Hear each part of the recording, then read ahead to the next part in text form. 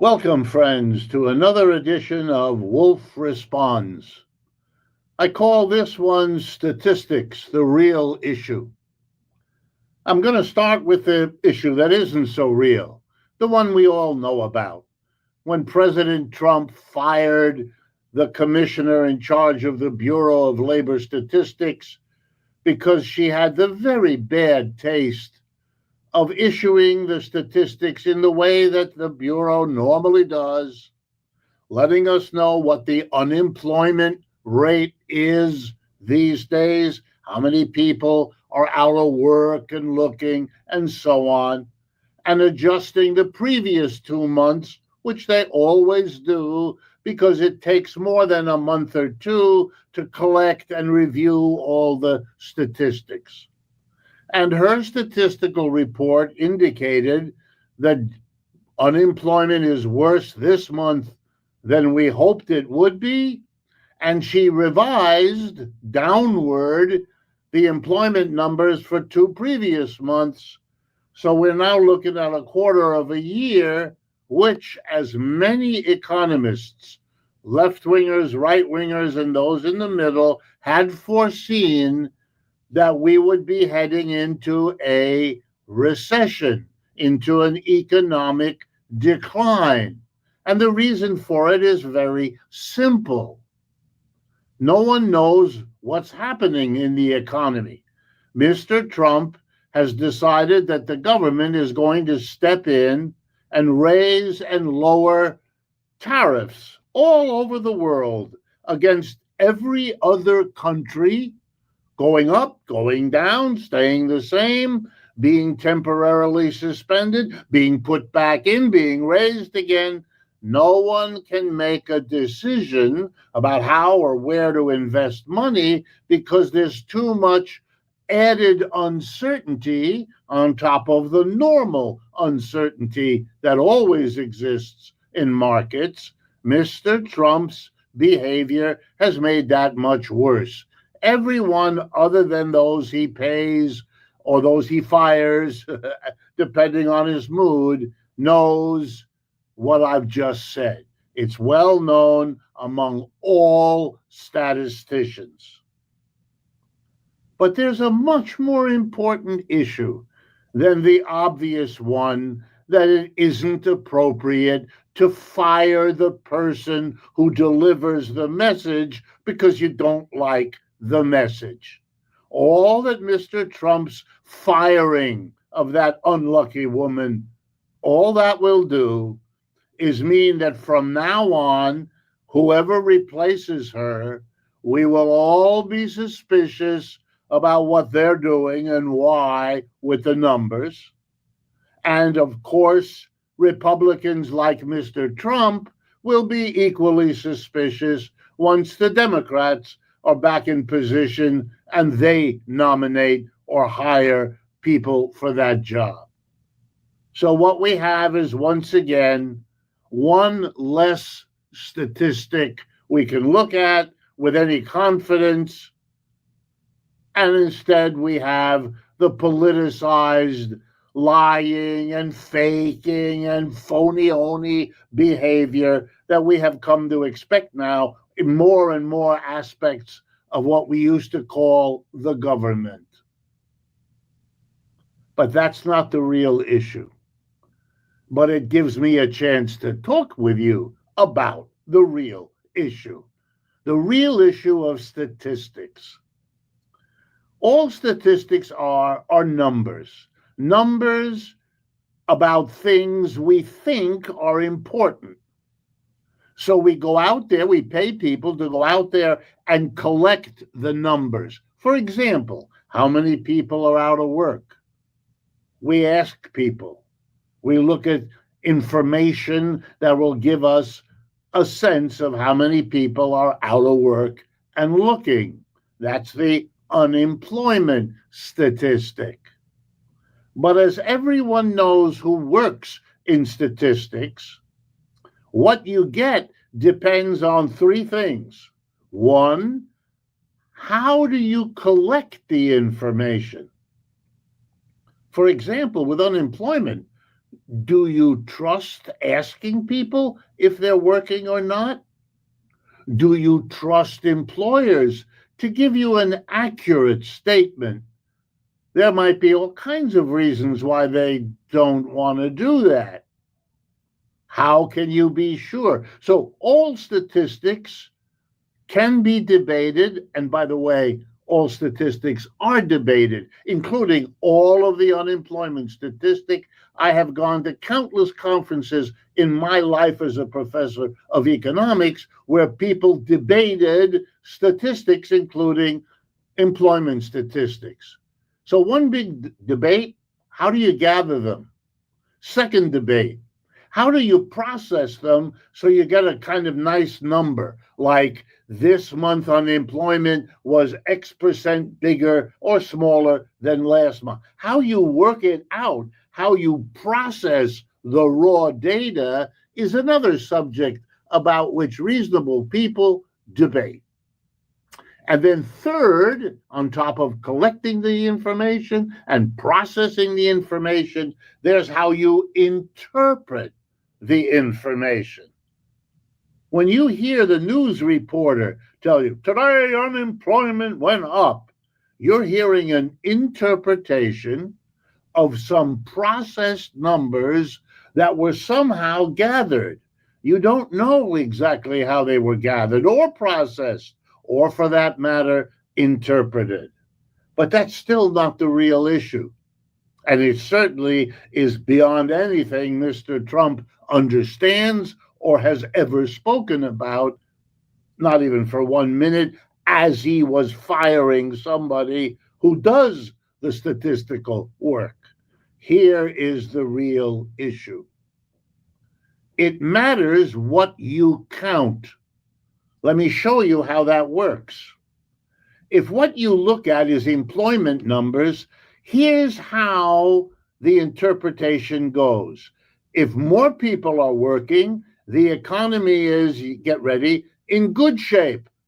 And that's what you'll hear the economist on television tell you. Or if the economist is looking at it a little differently, he'll say, we hoped it would go up 6%, but it only went up 2%, and that's bad about the economy. It didn't go up as much as we want or need it to. But let me bring you to an awareness of something about statistics that you'll almost never hear. And that is, employment numbers are not the most important thing at all. Most people have a job in our society. Those who want it, most of them have a job. They are much more interested in how is this job doing? Is it secure? Are people with jobs for, say, 2 years more or less likely to lose them in the next year? Here's another thing people are really interested in. How does my job and what I get paid to do it stack up against other jobs and other incomes that people earn? Let me give you a stark example. This week, the richest man on earth, Elon Musk, who owns hundreds of billions of dollars, was able to improve his income by getting 27 billion more dollars given to him by the Tesla Corporation.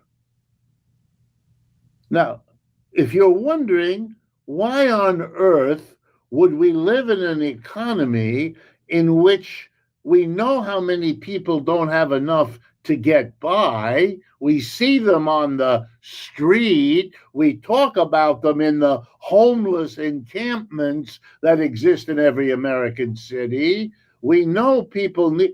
How would it be possible that someone who already has more money than we can understand gets another $27 billion on top of it? That's crazy. That's obscene. And why does Mr. Tesla get it?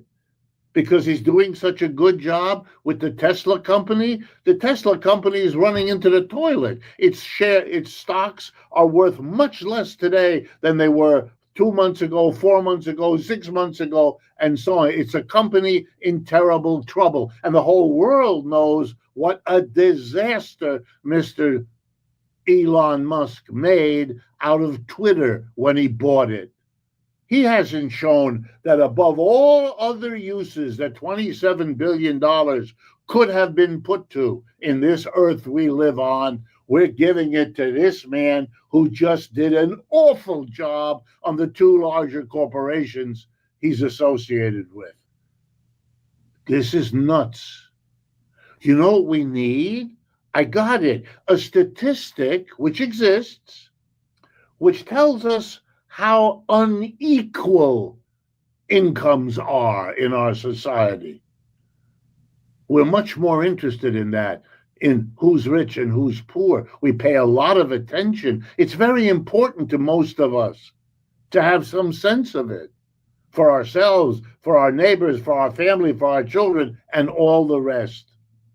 And you know, if you do a lot of work, which people like me do, you can go find the statistics, but you won't hear about them on the radio hardly ever, maybe a couple times a year, but you'll hear about employment statistics every couple of weeks.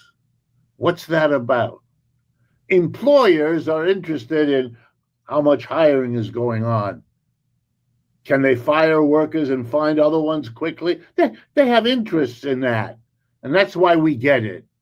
And you and I have interest in how unequal is the pie cut up amongst us. Is it justified? Is it getting worse? Are the rich getting richer? A clue.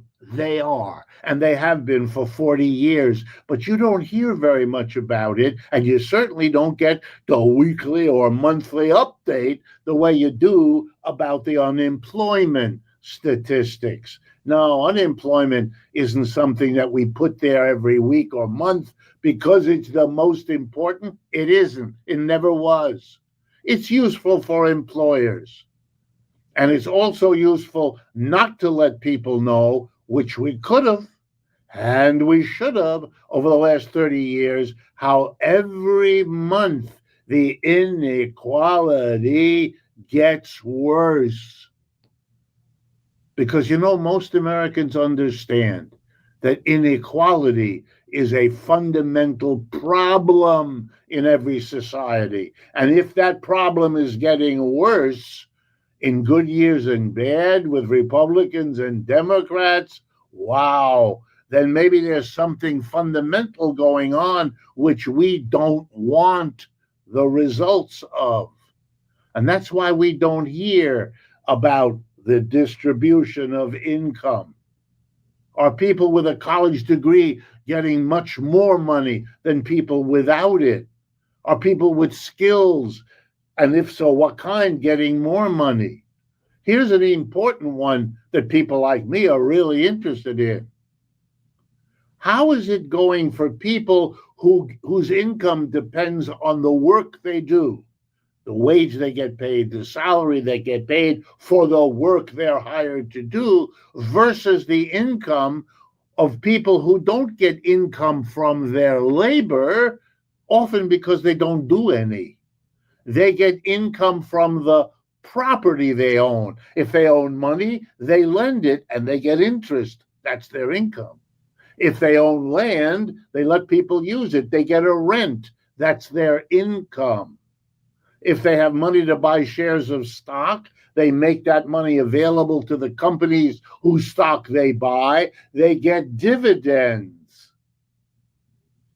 We might want to know, are the people who earn money by labor getting less and less, while the people who earn not by their labor, but by what they own, often what they inherited from grandma, doing better? We might want to know whether we live in that kind of economy.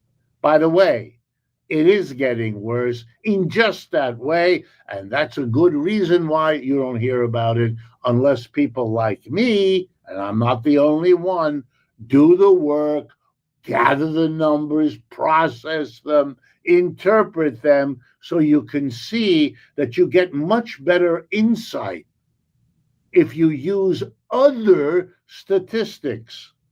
And now the final punchline.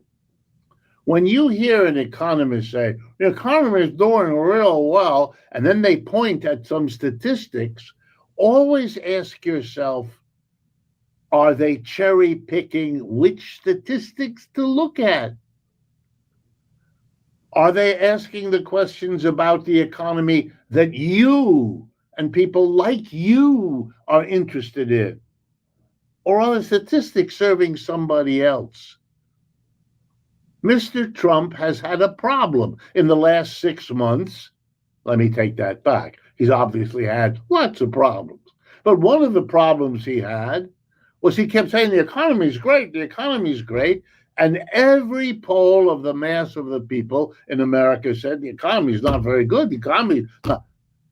And he couldn't understand how the people don't, what's the matter with people? Are they stupid? No, Mr. President, they aren't. But they look at different statistics from those you and the people you hire look at. And that was true before you fired the one who didn't give you the employment numbers you want. Don't be fooled, my friends. There's an old saying, the statistics may not lie, but the statisticians, those who gather them, those who process them, and those who interpret them, surely can and surely do. That's why you have to know what's going on. Talk to people who will explain to you what the different statistics are. The metaphor I like, that I use to teach when I'm in the classroom, is this. Imagine going to a doctor and saying, I haven't been feeling real well, doc. Take a look at me and give me an idea of what might be a problem. And suppose all he did was stick a thermometer under your tongue, measure your temperature, tell you it was 98.6, and sent you home, you're fine. You'd know, wouldn't you, that you probably need a different doctor. Why? Because you've heard about blood tests and x-rays and all kinds of other tests that doctors do, because looking at only one fact, your temperature, or only one measurement is never appropriate if there are many that you can access. And then what you want the doctor to do is tell you honestly, here are some things that are looking good in your test results, and here are some things that aren't. And now you're going to get my professional opinion. Weighing the good and the bad, you're in pretty good shape, and we can do a couple little things to help you out. An honest president, an honest politician, an honest economist would tell you that. A shyster, an advertising huckster parading as an economist will cherry pick 1, 2, or 3 statistics that make things look good, if that's what he wants, or make things look bad, if that's what he wants, tell you those, and then try to hustle you, fool you, lie to you to get you to believe what they want you to believe. Once again, don't be fooled. That's the real issue of statistics. If interventions like this strike you as interesting or useful, please share them with friends, neighbors, associates. That's why we make them. And if you can help us cover the cost of doing that, making a contribution or a donation, we'd be much obliged. I'm very grateful too. Thank you. Welcome, friends, to another Wollf Responds. I want to call this one Washington, D.C. Police State. By now, I'm sure most, if not all of you, have either heard or seen reports about what President Trump did to the people and the government of Washington, D.C. over the last 2 or 3 days. He basically pushed aside the police department that is responsible to the elected mayor of the city of Washington. That mayor, duly elected in the usual way, was basically told that she is no longer in charge of the public safety, the police function, one of the basic functions all mayors are elected to perform. The government is taking over, just pushing her aside as if the fact of being elected by the people she serves and over whom the police operate didn't matter. The president wanted the power and he took it. All right, let's take a look at this. What was the excuse given by the president? And I say excuse because he doesn't do this normally. Presidents don't do this except in very extreme circumstances. That's why it happens very rarely. So, what was Mr. Trump's reason or excuse? His answer, very simple: to combat the awful crime. And he had half a dozen horrible adjectives to attach to the terrible crime. Now, right away, your suspicions should be raised because when politicians talk about crime, it's usually an excuse that the real reason they're doing something is something a lot of people wouldn't like, but they say it's crime because they hope everybody wants to be down on crime and up on public safety. So let's take a look. There are two sources of statistics for the level of crime in Washington, D.C. The Metropolitan Police Department of that city and the FBI. Both of them, and let me be real clear, both of them agree, both of the sources of statistics, that crime has been going down over the last 18 months, not up. It was at a bad level in 2023, they say, but in 2024, before Mr. Trump became president again, it was really well contained. According to the FBI, crime dropped 9%. According to the police, over 30%. These are very large, very dramatic improvements. Clearly, the people of Washington and their police department and their mayor were doing a pretty good job. Number two, other cities in America have much worse crime statistics than Washington, D.C. If you're going to do this, why Washington? Well, it's a little harder, in the others, because there the mayor is responsible to the governor, and the president might have confronted the opposition of mayor and governor. The way he did when he tried to do the same thing in Los Angeles a few weeks ago. But Washington, D.C. is denied a governor under American law. They don't have senators either. They don't have a congressional representative. And when you think about it, that ought to make the people of Washington, D.C. rather angry. Why? Well, let me give you just two examples. Both the state of Wyoming and the state of Vermont have fewer people, fewer American cities living in them than does Washington, D.C. But both Wyoming and Vermont have two senators sitting in the Senate and at least one congressional representative. Washington has none of that, even though they have more people. What possible reason is there for this? Well, one of the suggestions made by political scientists looking at this situation is that Washington, D.C.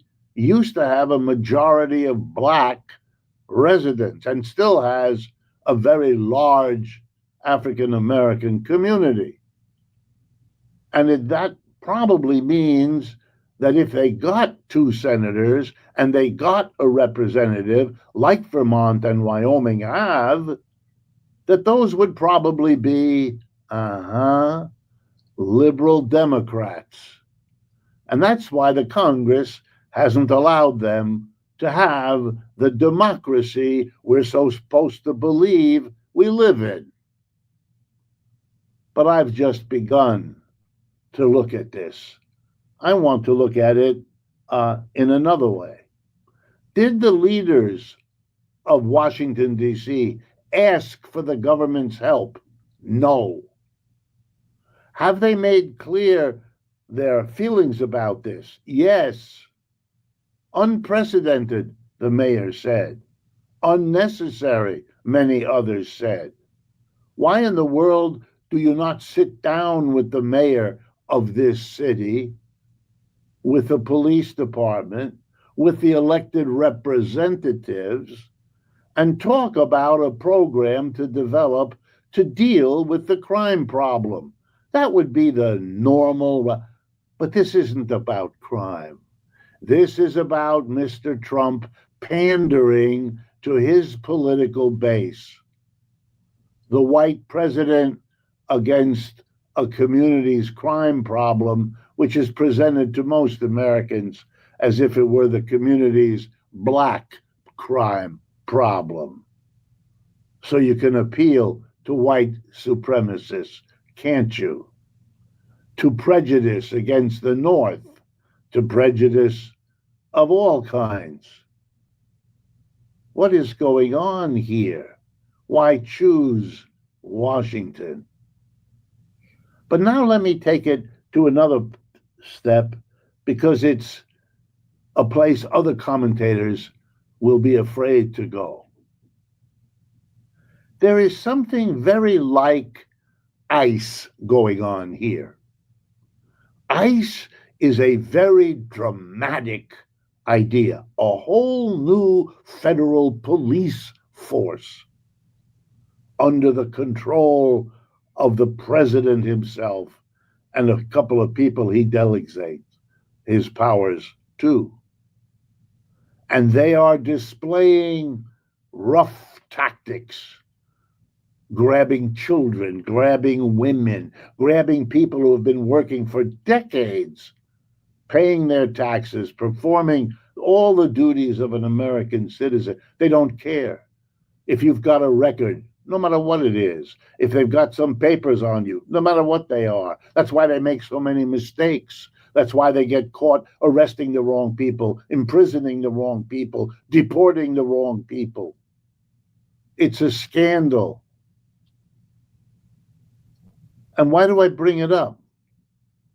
Because it's done for the theater of it all. If you really wanted to stop immigration, or at least slow it down, reduce it, let's suppose that the people of America really want that. Polling recently indicates they don't, but let's assume they do, the way Mr. Trump wants us to believe that he's carrying out his mandate. Well, then let's talk a little bit about it. How much money have the Congress, controlled by President and the Republican Party, which dominates both houses, how much money has been allocated to ICE, to this agency that is basically a police and deportation operation? The answer is, and I looked it up to have it correct for you, $170 billion between now and 2029. That is over the next 4 years, give or take. That's an enormous amount of money. 170 billion. To give you an idea how gross this is, I went and looked up the question, how much foreign aid is given by the United States to all of South America, of Latin America? I picked Latin America because that's where most of the immigrants coming into the United States over the last 10 years, that's where they come from. How much money does the government give to help South America? Well, in the last fiscal year 2024, under Mr. Biden, the total grants of the State Department and USAID came to $2 billion. So let me be clear. What we give to Latin America, which has significantly more people living in it than in the United States, to help them with their problems, economic problems, climate problems, political problems, $2 billion. How much are we spending to catch them, to capture them, to imprison them, to deport them? 170 billion. All right, let me tell you something as a professional economist.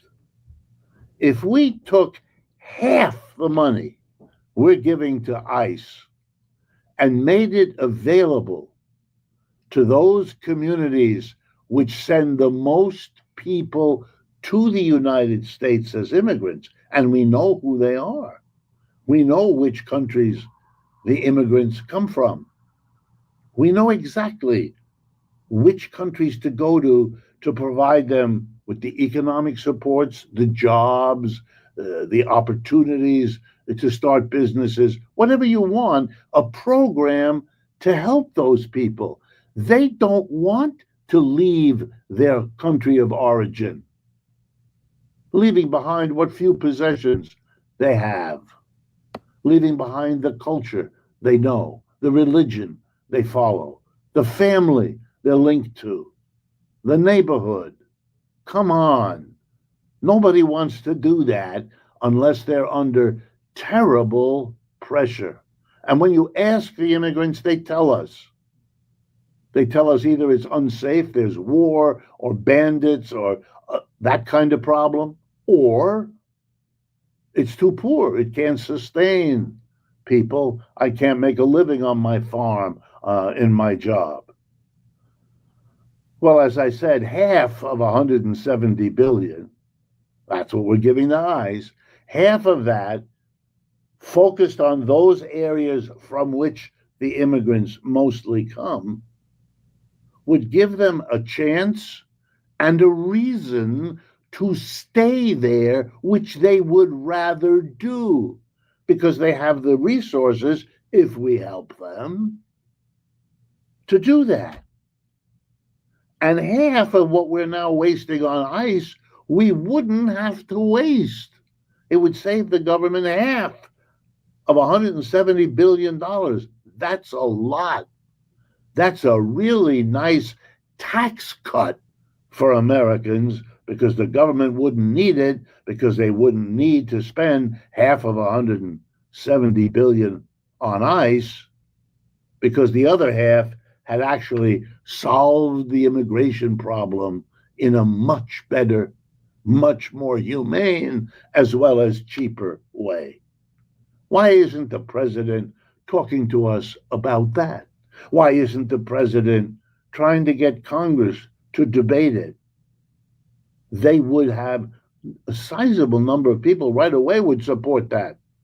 And the majority of Americans would celebrate doing that as it saves us money rather than funding ICE, whose reputation gets worse with each passing day.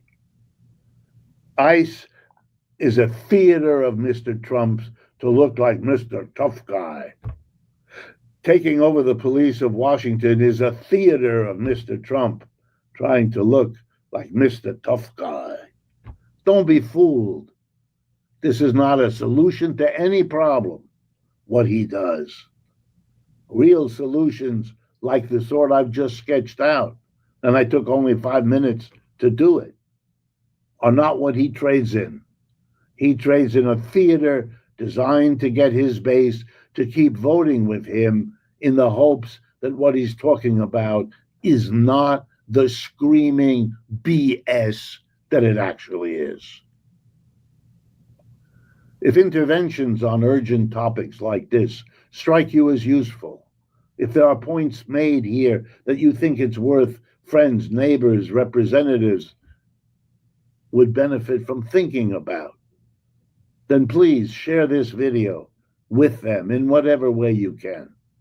That's why we make them. And of course, if you can help us cover the costs of doing it, donations would be greatly appreciated. Thank you.